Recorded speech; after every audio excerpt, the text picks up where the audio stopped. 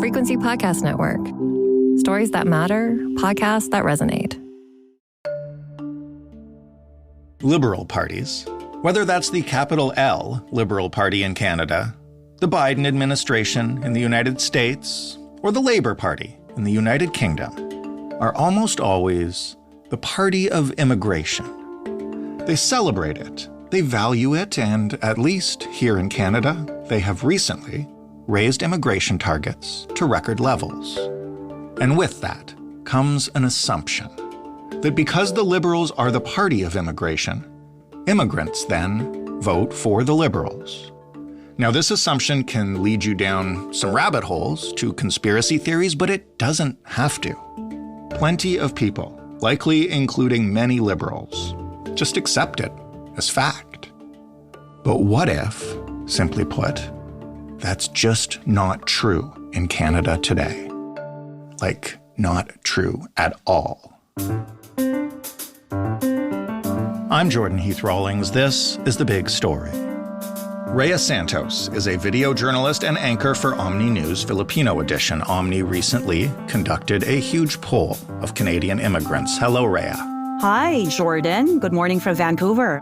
Why don't you start by explaining why? I know this is the second year you've done this, but why you want to do a poll focusing on newcomers to Canada, and what do we learn from this exercise as opposed to a regular representative sample poll? All right, Jordan. The immigrant population in Canada has been growing as the country has been known to be open to immigrants and temporary residents. Statistics Canada, in its 2021 census, shares that 23% of the Canadian population are immigrants. That's more than 8 million Canadians of different heritage. With the possibility of a federal election being called at any time, OMNI News wanted to find where most immigrants are when it comes to which political party they feel will address the challenges they are facing. And just like most Canadians, life has been tough for immigrants, especially those from certain communities. And immigration has been a big topic of discussion recently with drastic changes on Canada's international student and temporary foreign worker programs. Right. So the poll wanted to check on how newcomers feel about being scapegoated for the housing and affordability crisis Canada is in. Through this data, Jordan, we are giving a voice to immigrants and newcomers who want to be heard on Canada's pressing issues. And just like last year's poll, we wanted to know if being here for immigrants and newcomers is still the fulfillment of the Canadian dream they have expected. So you mentioned immigrants and newcomers. What exactly qualifies somebody to answer this poll? Is it first-generation Canadian? Is it recent immigrant? Like, what are we talking about? All right, from August 28 to September 9, the Leger online poll asked 1,500 immigrants aged 18 and above, a mix of those who have lived in Canada less than 6 years and those who have lived here 6 years and more. The poll got representation from different parts of the country, from different ethnicities, people of different employment status and household incomes. So I'll ask you the top line question first. What surprised you most about the results? Let's start with an interesting finding. Who newcomers want to invite to dinner? Remember, when you invite someone to share a meal with you, that says a lot.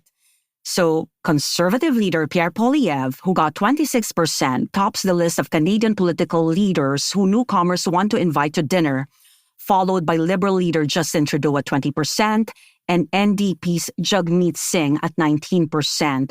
We tried to find out by going out there why people wanted to share a meal with a certain political leader. Our OMNI teams got diverse voices ranging from they want to hear, let's say, Poilievre's plan on affordability and housing. One wanted to question Trudeau, why getting licenses for internationally trained medical professionals is taking so long, which we all know is dependent on provinces and regulatory bodies, but he believes that the feds might be able to do something about it. But I think, Jordan, what's more significant is the result of the poll suggesting a shift of political allegiances within immigrant communities. Explain to me how that works and what kind of shift we're seeing here. All right, a big factor that dictates the change is how long an immigrant have resided in the country. So 45% of new Canadians who have been in the country for at least 6 years say their political leanings changed since moving to Canada. And when we zero in on the BIPOC community, that number increases to 51% of immigrants. So our poll also showed the enthusiasm of immigrants to vote, with 74% saying they are motivated to exercise their right to vote.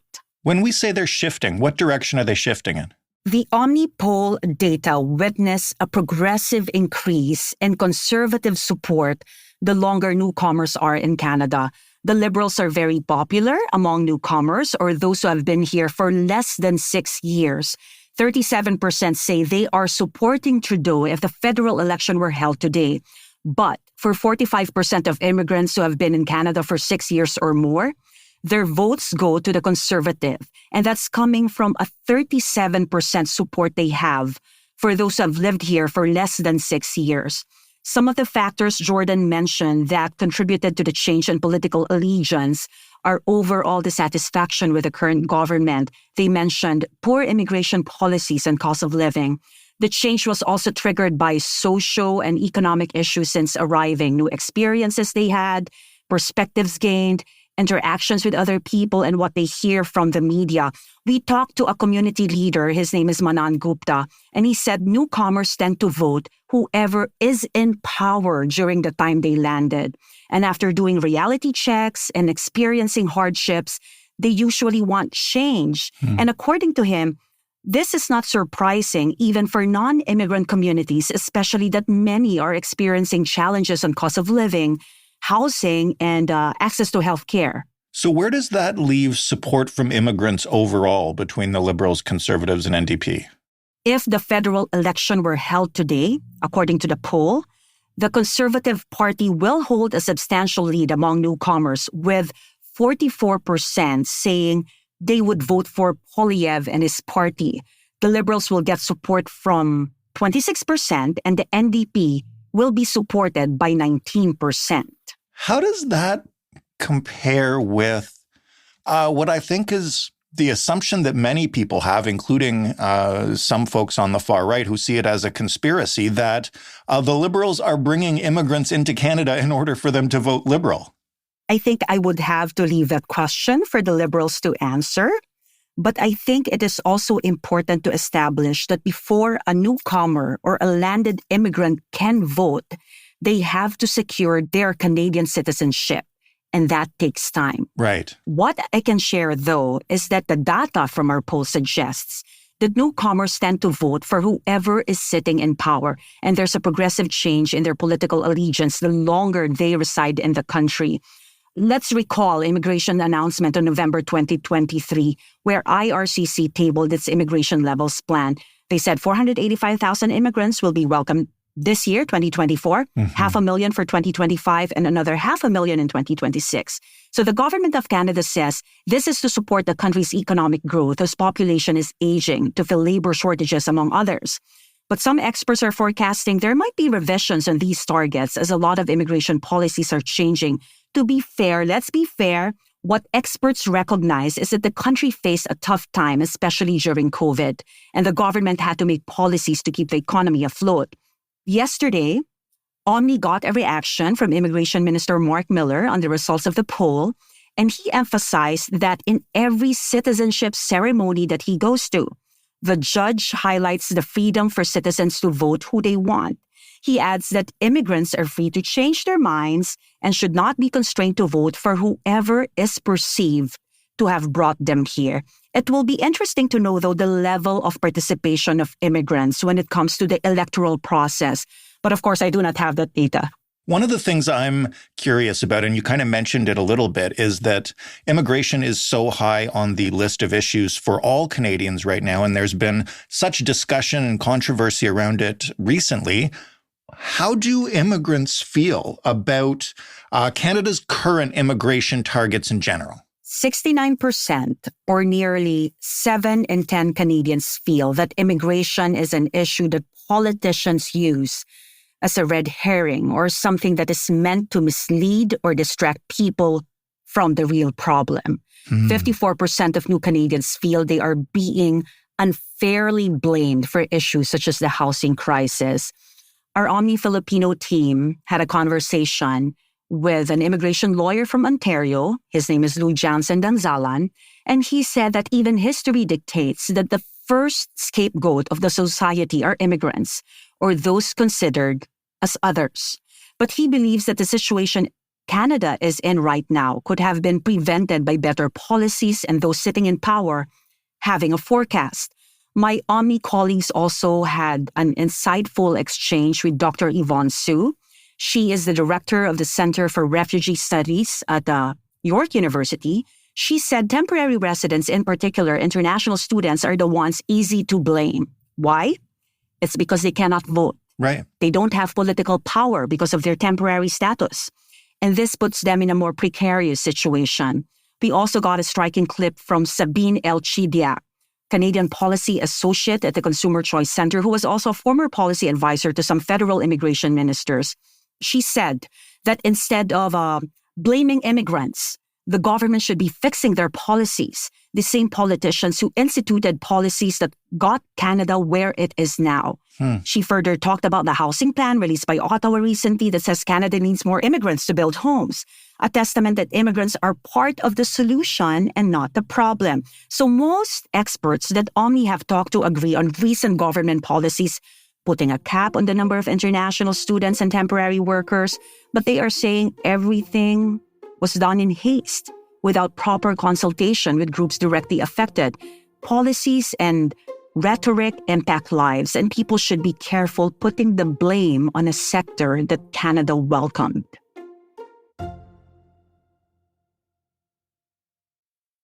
What do the immigrants polled in the survey think, though, about our current immigration targets and where they should be set, leaving aside that this is obviously an issue that can be used to demonize immigrants? But I'm curious as to what they think about the levels that we're at now, considering the resources that are available to newcomers. The poll reveals 64%, or two-thirds, think less than 300,000 immigrants each year is a reasonable number of immigrant newcomers Canada should welcome. So just over half of what we're targeting now. Yes, a little over half. And 35% say it should be less than 100,000 annually. And what about the international student program? I know there's recently been some caps put on it, and it's pretty clear that there's been criticism of the program from a number of sides. I'm curious as to what immigrants think of it and what could be done with it. 67% of respondents say stricter policies such as caps on number of students and limiting their working hours are needed. Those who support toughening up on policies on international students are most likely who live outside of Quebec, those who have lived in Canada for more than 6 years and who intend to vote Conservative. When it comes to ethnicity, Black newcomers are more likely to oppose the implementation of stricter policies at 38% than both white and BIPOC overall. And South Asian newcomers are more likely to strongly support stricter policies at 47%. I think we also have to emphasize that the Government of Canada welcomed these newcomers with open arms, especially during COVID. There was even a temporary program that allowed visitors to work in the country as long as they have a valid job offer. There's a support group for international students who even rejected Ottawa's claim that the international student program became a backdoor entry into Canada. They said it has always been a front door since Canada openly marketed it as a pathway to permanent residency and citizenship. There was even a statement from then Immigration Minister Marco Mendicino saying, "Our message to international students and graduates is simple. We just don't want you to study here. We want you to stay here." Although we all know that permanent residency will never be a guarantee if you take the student pathway, the government's language has always been, "We want you here and we need you," that students are the best candidates for permanent residency. But unfortunately, that need of Canada has been abused by some institutions, certain schools, colleges, consultancies, recruitment agencies who preyed on the dreams of newcomers for profit. Speaking of the dreams of newcomers, one of the things you and I discussed last year was immigrants' views of the Canadian dream and whether it was achievable. And The numbers last year weren't great. I'm guessing that they're still not great given the dissatisfaction you've already told us about. Yeah, but we have a new finding. Okay, almost consistent with the OMNI poll in 2023, the 2024 data finds that 59% of immigrants say the Canadian dream is out of reach. From 42% last year, 45% say they struggle to make ends meet. But despite this, 8 in 10 new Canadians believe moving to Canada is still the right choice. And this is similar to the results of the 2023 poll. But let's unpack again what the Canadian dream is for these immigrants. Similar to 2023, 1 in 5 or 19% describe the Canadian dream as a stable and good quality of life.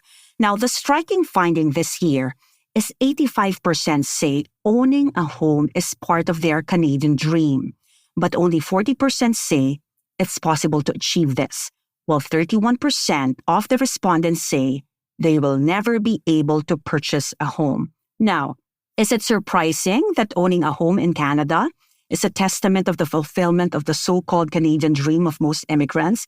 This was, Jordan, an interesting discussion among team members of OMNI in one of our meetings. For most immigrant communities, aside from security, owning a home is pride. One member even referred to it as a trophy.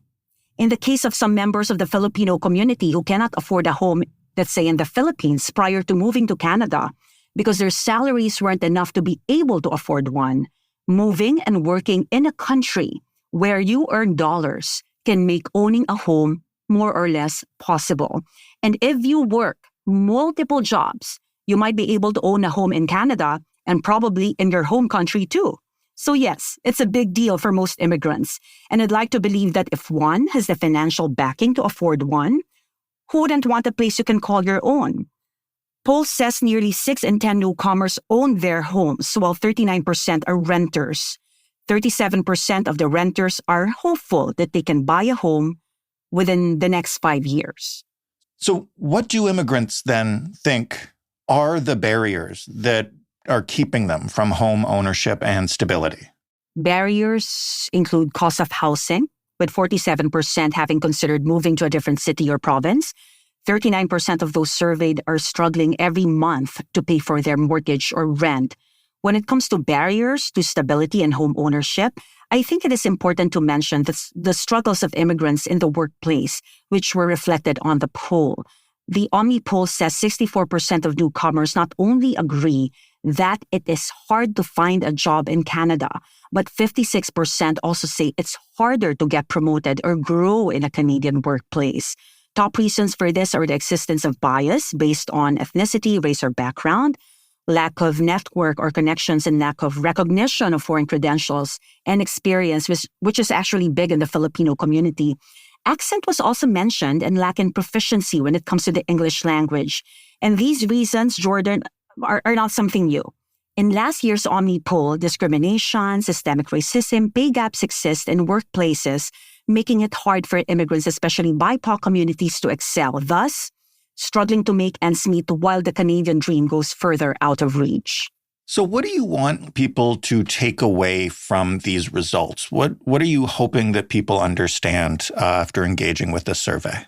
We want everyone to know a Canadian born and raised here facing affordability challenges is the same as an immigrant trying to find ways to put food on the table. They deal with the same issues, such as the high cost of living, housing struggles, long wait times to get medical attention, and many more. It has been tough for everyone, immigrant or non-immigrant. But we have to acknowledge that it may be tougher for some immigrant communities and some sectors of the society. 80% of new Canadians believe immigration will be an important issue in the next federal election. There's a split, though, as to how crucial it will be when it comes to influencing voters' decisions. In all the statements I heard from experts and experiences shared by newcomers and immigrants with our OMNI teams, I think we should be mindful with how people in power and others use immigrants, international students, temporary workers as scapegoats for the pressing issues Canada has been facing. Again, the number of immigrants, newcomers, was brought about by policies that allow them to enter Canada. And personally, it is my hope, Jordan, that leaders do not use immigrants, especially temporary residents such as international students and temporary workers, as political pawns. Because whatever people in power say or decide on, it will impact lives, families, and their dreams. Rhea, thank you so much for this and for the work you and the team have done. Thank you, Jordan. Always a pleasure. Rhea Santos of OMNI News Filipino Edition. That was the big story. For more, you can head to thebigstorypodcast.ca. If you want to hear last year's edition of the poll, just go there and type in Rhea's name. You can send us feedback by writing to hello@thebigstorypodcast.ca or by calling us and leaving a voicemail at 416-935-5935. The Big Story is available in any podcast player you prefer, and it's on your smart speaker. Just ask it to play the Big Story podcast. Thanks for listening. I'm Jordan Heath Rawlings. We'll talk tomorrow.